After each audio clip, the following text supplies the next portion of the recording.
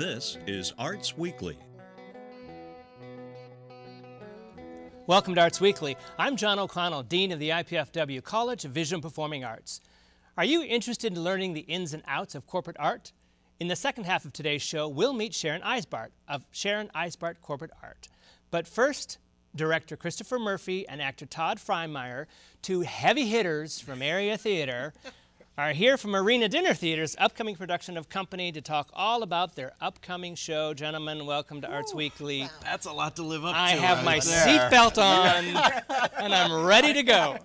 All right? All right. Let's hit it. I'll take one of you, but now we got both of you for a big production of Arena Dinner Theater. Well, as big as you can get at Arena Dinner Theater. Well, that's anyway. true. I know. Yes. And you chose sort of a big show, too. We did choose a big show, I think, in terms of the scale that it's usually done on, but it's really such a human show and such an intimate show in so many ways that in a lot of ways I think it's the perfect space to do it in. Yeah. Well, before we get to all of that, I jump ahead. Let's start with you. No, you don't jump ahead. Someone said to me, Christopher Murphy will take over your interview. I said, he hasn't met me on television. I know where you all are. Chris Murphy, you've been in the theater in Fort Wayne for a while. I have. Tell us a little bit about your background. My background, I grew up in Fort Wayne doing Fort Wayne theater. I always say that I actually got my start doing theater in my grandparents' living room. I did too. Absolutely. I was an only child, and that's what I did to entertain myself. Putting on little plays, watching all the wonderful character actors that you could watch in old sitcoms and stuff. And so, I came up through the ranks in Fort Wayne. I actually directed my first arena show when I was like 19 or 20. So, been doing 1-2 shows there a year in addition to all the other shows that I do around town since then. He does a lot of shows around town. You do a lot. You act and you direct. I do. And I will say that you're one of the you should be one of the celebrated directors of Fort Wayne. You really do. Well, you do really great work. Thank you. Really do. I always look forward to your productions. They're so seamless. They're so tight. They're so professional.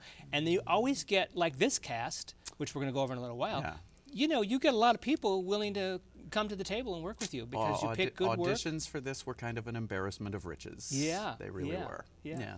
This guy. Well, Todd, why is that, do you think? Is it because of the piece? I mean... Well, I guess. I mean, I think it's because of the piece. I think it's the piece. It hasn't been done in town here for a while. I think it's the piece. I think any theater, especially theater guru, theater backgroundy, theater students, theater, anybody who's had any, run through theater knows Company or knows Sondheim, and it's just when there's an opportunity. And this show is so great that there's so much.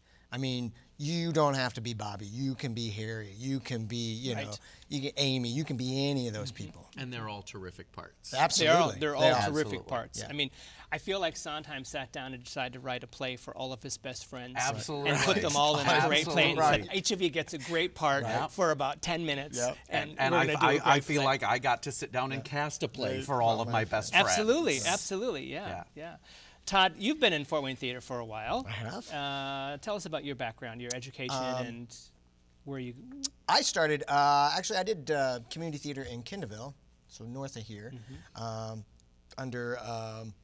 started during the summer doing summer theater with the director up there, which is Craig Monk, who anybody in the northern half would know Craig Monk. 48 years or so he's been at the high school there, Yeah, he's gonna retire here in about 2 years. Oh yeah, sure he is. Yeah, that's what he says. How long have we heard the 2 years from him? Really, come on. Right, I've heard that since I arrived 7 years ago. He's got 2 years left. A lot of 2 years. I started doing that, and then from there I went to New York, studied in New York for a little bit, studied in Chicago, Second City, and that kind of stuff for a little bit. Came back and have been doing theater here for a pretty good long time now, it feels like. Yeah. Well, what I like is that neither of you are, I mean, it's important to have a relationship with the theater.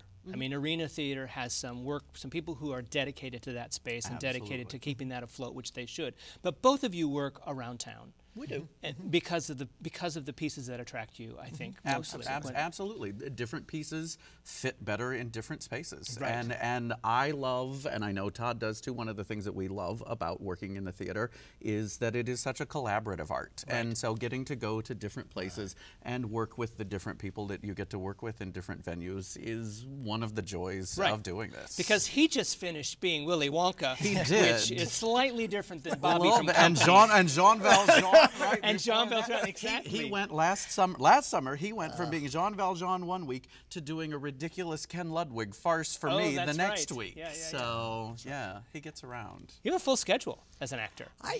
He doesn't have much of a life. Yeah, so. many people in the theater don't have much of a life. True. It is a jealous mix. So it's at Arena Dinner Theater. Why do you like being at Arena Dinner Theater? I like I said before, I love the intimacy of Arena, and I love, in particular, sometimes when you can take these shows like a Company or a Gypsy or something that is typically thought of as a very big show and really boil it down to what it's really about, to the people, to the relationships involved in the show, and focus on that and let people really see it in a different light than they would see it if they saw it on the Civic Theater stage. Right, because Arena sits 100? 120. All having dinner something and like that. Yeah, all having a wonderful time, going to the Cash Bar and love the Cash Bar. and having dinner and then a Exactly. great show. Yeah. I think this particular, let's tell our viewers a little bit about Company and the history of that play, if you would. It's Absolutely. Stephen Sondheim. It is a Stephen Sondheim show. It was actually written by George Firth, wonderful playwright and actor, who originally wrote it as seven, I think, one-act plays about marriage that he didn't manage to get produced, so he hands it over to his friends Stephen Sondheim and Hal Prince, and they say, hey, let's make a musical of it. Let's take this sort of recurring character throughout, make him the central character of the piece, and it's an exploration of love and marriage and relationships. Todd plays the character of Bobby, who on his 35th birthday sits all alone in his apartment, and as he contemplates the meaning of love and marriage and what he's ready for in his life, he sort of summons up these specters of all of his married friends in his life, and through imaginative scenes and memory scenes, he sort of reaches his conclusion by the end of the night. Right, but in doing that, we investigate sort of the human relationship of devotion and love in all stages. In all sorts of forms. In all sorts of forms, from young to old to people that have been married for quite some time. Absolutely. I mean, the gamut. You've got some young actors and some older actors as well. We do. Yeah. We've got some veterans and some younger people. We've got one actual real-life couple playing a couple in the show, which is really fun to get to see them do that. We've got Jim Matusik and Susan Moriarty, who are not really a couple in real life, but play one so often that they really might as well be. They might as well. Which play are we in this week? Yeah, exactly. My wife is in the show, Right. so yeah, there's a lot of bleed over, I guess. Are you in the show? No, I am You're not. not. In the You're show. just directing. I am it. just directing. Not just. Just. This from a director. Oh, you're just directing it. Oh, Get that check on opening night. I don't get to kiss my wife in the show. I just get to tell someone else Has how to do it. to. Yes, exactly. Yeah. And keep an eye on it. Todd, what's the challenge for Bobby? Because you're on stage the whole evening. Yep. Everybody comes to visit you in your abode. Yep. Yeah. What's that challenge like? It's the challenge. Actually, it's not even the challenge to me is just to, obviously it's a stamina to keep going through the whole thing, because that's the challenge. But the joys of it outweighs the challenge by any means, because being Bobby, I get to interact with everyone. I interact with everyone. And the other couples don't necessarily get to interact with each of the couples. So, I mean, we were discussing that last night. I get to be on stage. I have a scene with every person in that show. And it's great. And they're just fun to work with. And we just have a good time. So. Well, it's Sondheim. So it's a great time, but it's also somewhat difficult. It is. And what I like about this, and what I like about Company, and what I've always liked about Company, is that I feel it's more of an actor's musical than it is necessarily a musical performer's show. Because I feel there is so much in the book that just comes out through that, and the songs are well placed and well written and everything, and they mean you could take the music away if you had to, and you could speak what is being said in those songs. So the music then isn't generally as difficult, you're saying? No, it's difficult. It's difficult because it's Sondheim. I mean, I know. Sondheim, He loves so rhythms and tempos and harmonies. Dissonant chords. That come out. That's all in one song. Yeah, exactly. That's all in one song. That's all in the opening song. We gave ourselves a very long rehersal period for this show. Oh God, we started back in early April. We started early April. We started very early. When we put this actually up, we have been in rehearsal for at least 8 weeks. Well, who's your music director? How are you getting wonderful Ben Wedler is our music director and has done a terrific job. And the cast is just so talented. Well, you're on Arena's stage, which is not a big stage. So where are the musicians? Is it? They are on the stage, actually. We've designed the show as a sort of representation of Bobby's apartment, which can also serve as any location. And we just have this little sort of jazz combo on the stage, as if maybe they're the musicians at his birthday party in his mind. Yeah, so they're right up there. Did you design the set? I did. You did? Because that's how conceited I am. Well, I've seen other sets you've designed down there. Well, you understand the space. And as directors, we have to... Absolutely. You know what? It forces you to do your homework as a director. It does. You've got to plan ahead. Absolutely. You've got to plan ahead. You've got to know what you're going to do in that kind of space. And so, yeah, you do great work. And a lot of directors over the history have been designers as well. Absolutely. So, absolutely. Who else is in the show? We have, as I said, my wife, Emily. We have Jim Matusik and Susan Moriarty, the wonderful Pam Good, who's a wonderful local actress who has not done a show in like 11 years and was actually in Arena's 1983 production of Company. They're flashing photos at us. And that's Pammy right there. There's Pam. There's Pam. She played one of the girlfriends in the 83 production, and she's playing the Elaine Stritched role of Joanne doing the ladies' Lou Lunch. Jim and Susan there. After her, it's a wonderful cast. Bridget Pearson, Eileen Allersmeyer, Chris Razor, Megan Meyer. Yeah, it's just a lot of great people. It's 14 really talented people. musicians and actors. You're right, Todd. It's an actor's musical. Yeah, it really is, and you've got some great actors. Absolutely. How do we get tickets? You get tickets by calling the Arena box office, and I'm sure the phone number is up there on the screen. I don't have my glasses on, so I can't read it, but I'm sure it's there. 260-424-5622, 260-424-5622, or you can go to arenadinnertheater.org and get your tickets for Company June 13th through 28th. Probably one of the best tickets of the summer and certainly of the year. It's one of my favorite plays and one of my favorite directors and such a great cast. So congratulations. Thank you. And I really look forward to it. Excellent. And thank you so for much. joining me on Arts Weekly. Thanks I appreciate for having it. us. Absolutely. Please take this minute to view our performance calendar of what's coming up in our area, and I'll be right back with Sharon Eisbart of Sharon Eisbart Corporate Art.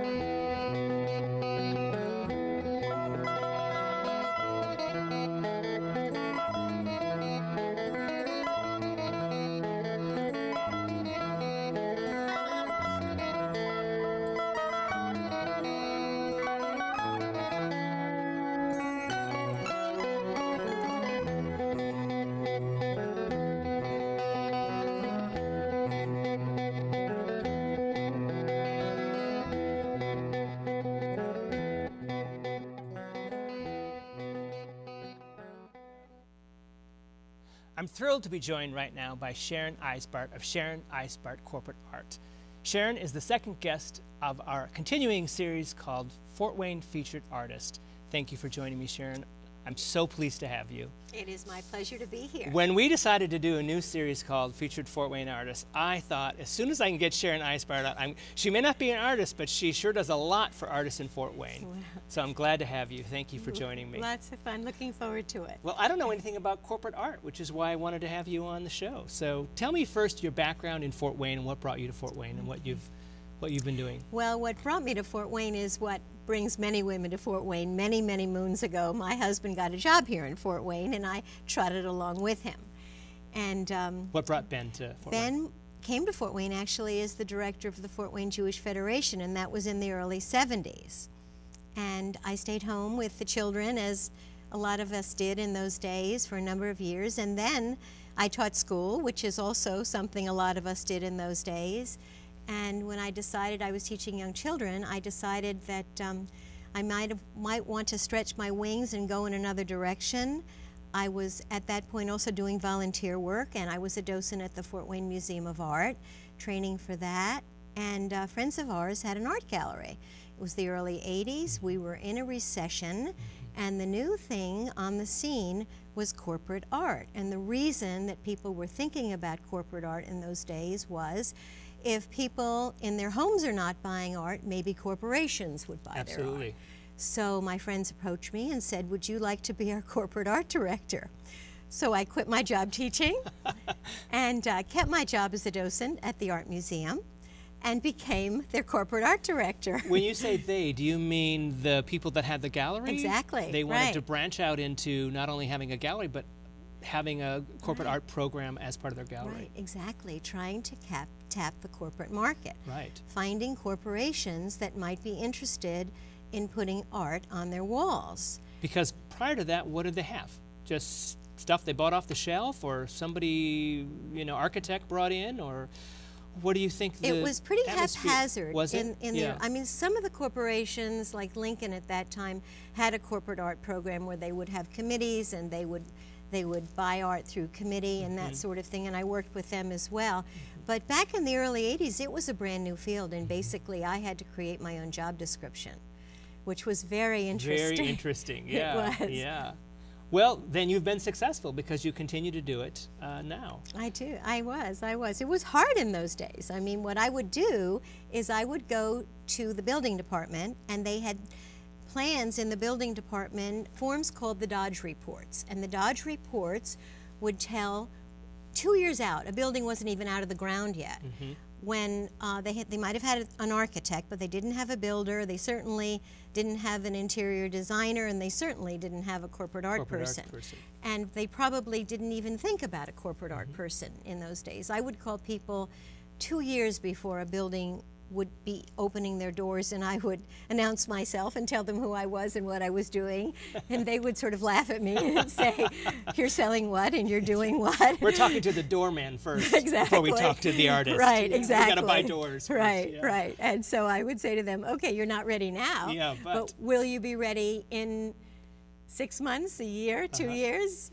And they would tell me, and I would write it down on my calendar, and I would call them. It takes a bit of a. Have you always had a salesman part of your personality? You know, my dad was a salesman. Your dad was a salesman. He was. Okay, that's where it's coming from. It's genetic. Yeah, it takes somebody to pick up the phone out of on a blind and say, here, you need some art for your upcoming building. Right. Exactly. Exactly. So, who were some of the early clients? Well, as I said, Lincoln Life. I did projects for them. I had some great experiences with them. A lot of banks, a lot of law firms. I mean, I have been doing this since 1981. Right, yeah. There aren't a lot of doors that I haven't knocked on, and hopefully, thankfully, many of them have let me in. Right. Now, let's look at some images we have that you sent us about some art that you've been involved with. I may have to. This looks like a Nancy McCroskey piece. It is a Nancy McCroskey piece, and that is in an insurance company in Van Wert, Ohio, and that was an interesting project. That client had a, insurance is the industry of disasters, fires and tornadoes. Exactly. And they also, in the early days actually of the insurance industry, the way it would work is you would be assigned to a particular fire department. You would have a medallion on your house. If there was a fire, the alarms would go off, all the fire engines would come to your house. If their particular medallion happened to be on your house, they would put out the fire. The rest of them would stand around and watch. Wow. This is the story that the president of this insurance company told me. They had an insurance museum where they had all these medallions. And we thought about doing something with the medallions. Well, Nancy McCroskey came to mind because she's a wonderful sculptor, and she did 6 terrific series of the sculptures that you saw on screen that are now in that insurance company, part of their collection. Would you say do you work, most of your clients are local clients, or do you have a regional and a national business?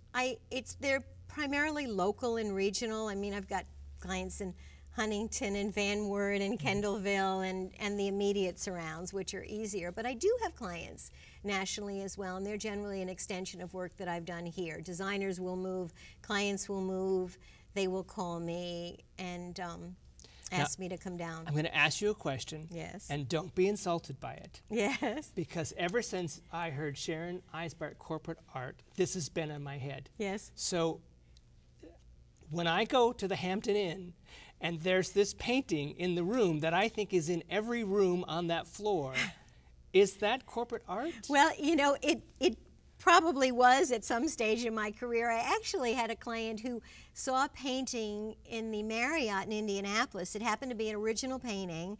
This was a client in Valparaiso. He mentioned the artist. I knew the artist, and that happened to be an original painting. When you get into the nicer hotels and motels, they have really nice original art. And I found him 3 paintings by that artist that he used in his business and also in his home. Okay. So it could be. It could be. It might not be in the Hampton Inn. Just be not that I'm looking down my nose at all. No, we stay at the Hampton I know Inn. that. But I'm just saying that I see these.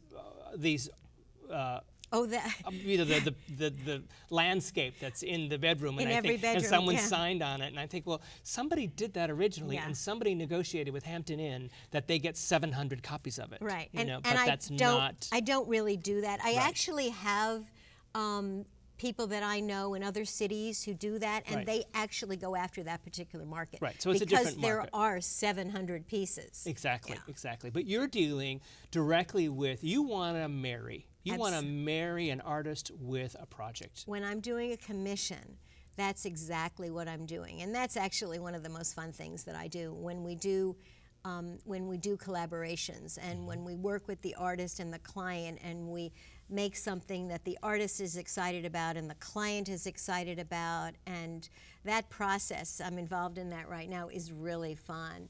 This was a piece actually at Three Rivers Federal Credit Union. Oh. That if you see the Three Rivers going through there. And that particular artist did a number of sculptures, 4 wall sculptures. And this is a local artist, also it's at Three Rivers, and you can see the Three Rivers there. That's Dale White.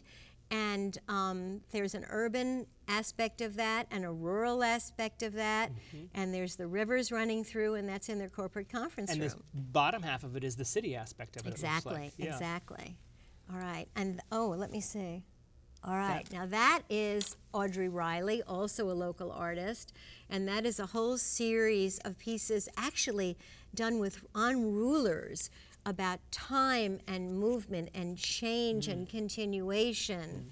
And let me see, I think that's another one of her pieces. You see the top going through, and it's about Audrey's theory about that was evolving and moving forward and change and adaptability, and that fit right in with insurance too. So that means you have a stable of artists that you really know. I do. That you really understand where their heart is, what their strengths are, what medium they are. So when a customer comes to you, you've kind of got to go through that mental profile of each artist. So hopefully I can make a connection between the artists I know and the client. But sometimes the client will come to me and say, you know, Sharon, this artist, I saw this artist, and this looks like a really neat artist. It happened to me twice with a project I'm doing in Kendallville right now. And then I get to meet cool new artists. So I call them up and I talk about them. I absolutely surprise them and talk about what the need is and what the client would like. And right now there are actually 3 new artists that I have met because this client was intrigued by them. I called them.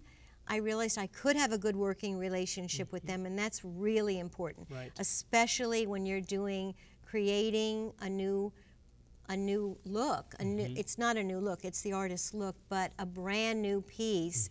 It has to be something the artist is comfortable doing and something the client will love. So it's kind of a dance. Tell us about an artist you deal with by the name of Paul Tiersky. That's a great story. Paul Tiersky is the artist that did the Three Rivers. Okay. And the image that you saw before, that was at Three Rivers Federal Credit Union, and also Paul Tiersky did a number of pieces for a bank that I did up in Merrillville. And it happened that the local newspaper wanted to do articles on the. Let's see, is that a picture of Paul? That's a picture of the article, apparently. Oh, that's a picture of the article. On the artists that were there. And Paul Tiersky was one of the artists in the project. And so I called the dealer that I went through happened to be in California, and I said, we need a picture and a bio about Paul Tiersky. And the rep sort of hemmed and hawed and said, oh. I said, is there a problem? Is Paul sick, or is everything okay with Paul?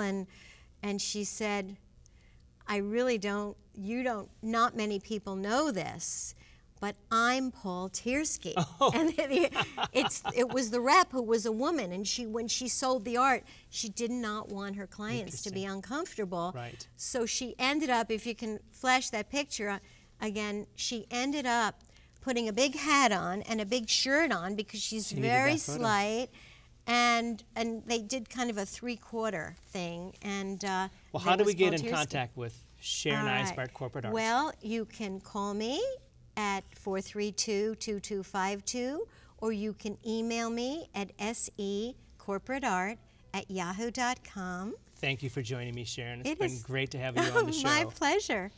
I'm John O'Connell, Dean of the IPFW College of Visual and Performing Arts. Tune in to the next Arts Weekly when Larry Wardlaw is here to talk about this year's Covington Art Fair taking place June 21st and 22nd. Then director Joel Frumkin and actress Laura Lukacek stop by to give us the scoop on what's happening behind the scenes of The Sound of Music opening at different stages in Huntington on July 8th. For up-to-the-minute arts updates, you can find us on Facebook, Twitter, and YouTube. And be sure to join us here Thursday evenings at 7:30 on PBS 39. Thanks for watching Arts Weekly.